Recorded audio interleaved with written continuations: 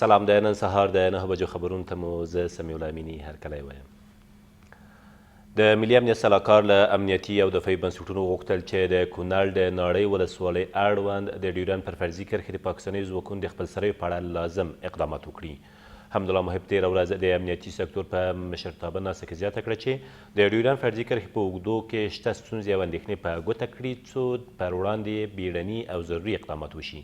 نوموړي همداراز په ډاګه کړه چې د هېواد د خاورې او حریم ساتل زموږ د ټولو دنده ده او دا دنده باید په پوره جدیت سره ترسره شي.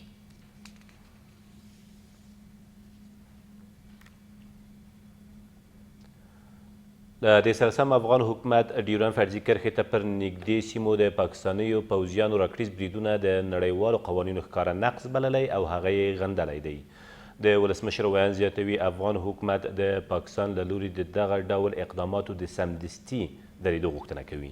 له دې سره سم مخکني ولسمشر حامد کرزي هم د کونړ پر ناړۍ ولسوالۍ د پاکستانیو ځواکونو بریدونه غندلي او هغه یې د نړیوالو اصولو ښکاره سرغړونه او د افغانستان د ملي حاکمیت نقض بللی دی. نوموړي یو ځل بیا د پاکستان له حکومته غوښتي چې د کړکېچ او تشدد له لارې نه بلکې د یو نیک ګاونډي په توګه له افغانستان سره د دوستۍ او ورورګلوۍ پر اصولو ولاړ باعزته ژوند وکړي. په ورته وخت کې د کونړ والي د ناړۍ ولسوالۍ اړوند پر ډیورنډ فرضي کرښې د راولاړو شویو ستونزو او روان وضعیت د ارزونې په موخه تېره ورځ هغې ولسوالۍ ته ولاړ.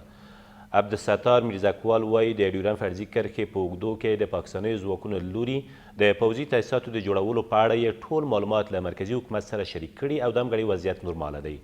نوموړي همداراز خبرداری ورکړ که چیرې پاکستاني ځواکونه له خپلو غیر قانوني کړنو لاس په سر نشي، افغان ځواکونه چمتو دي چې له خپلې خاورې او خلکو په پوره مېړانې دفاع وکړي.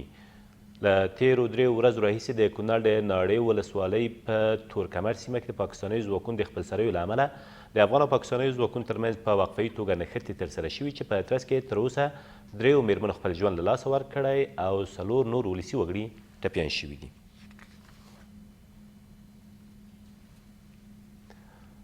له دې سره سم د افغانستان پر خاورې د پاکستان توغندیزو بریدونو د مشرانو جرګې غوسه هم راپارولې ده.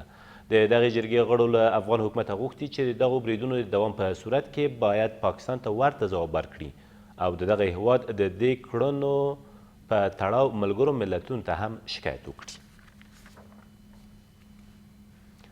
او د هلمند د نادعلي ولسوالۍ د لوی باغ حوزې امر له خلکو په زوره د پیسو د اخیستو په تور او زورولو په تور ونیول شو. د دغه ولایت والي وایي دغه کس چې ګل محمد نومیږي د اسدالله په نامه له یو کسه 3 لکه پاکستاني کلدارې په زوره اخیستې او شکنجه کړی هم و چې بالاخره تېره ورځ نیول شوی دی. نوموړي همداراز خبرداری ورکړ چې د ټولو هغو کسانو پر وړاندې به جدي اقدام وکړي چې له پوځي یونیفرمه په ناوړه ګټې اخیستنې، غلا او یا هم نور جنایي جرمونه ترسره کوي. دا و تر دې مهاله وروستي خبرونه، تر بیا مو الله مل.